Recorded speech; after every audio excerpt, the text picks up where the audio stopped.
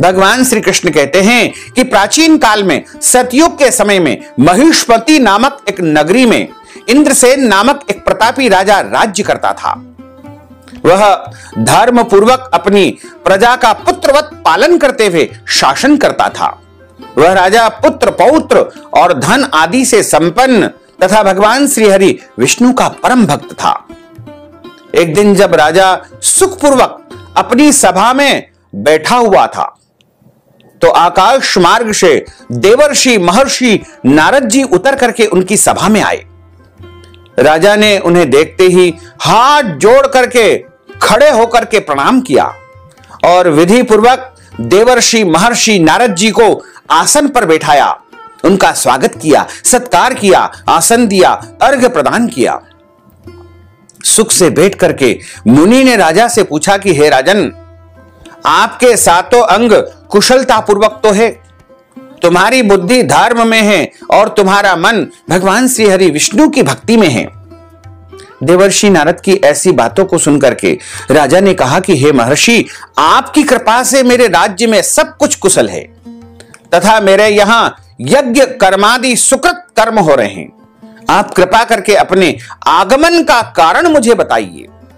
तब ऋषि कहने लगे कि हे राजन, आप आश्चर्य देने वाले मेरे वचनों को ध्यान पूर्वक सुनो।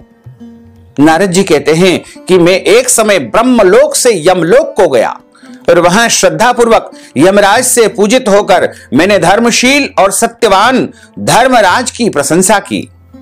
उसी धर्मराज की सभा में महान ज्ञानी और धर्मात्मा तुम्हारे पिता को एकादशी का व्रत भंग होने के कारण देखा। उन्होंने संदेशा दिया है, वो तुम्हें सुनाने जा रहा हूं। तुम्हारे लिए उन्होंने एक संदेश दिया है।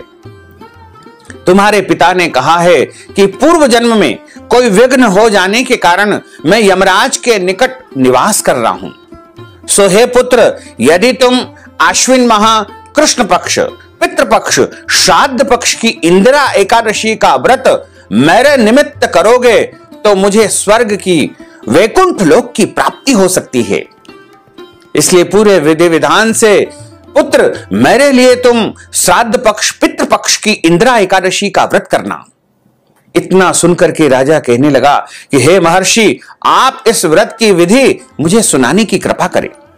नारद जी कहने लगे कि आश्विन मास के कृष्ण पक्ष की दशमी तिथि के दिन प्रातः काल श्रद्धा पूर्वक स्नान आदि से निवृत्त होकर के पुनः दोपहर को नदी आदि में जाकर के स्नान करें, फिर श्रद्धा पूर्वक पितरों का श्राद्ध करें और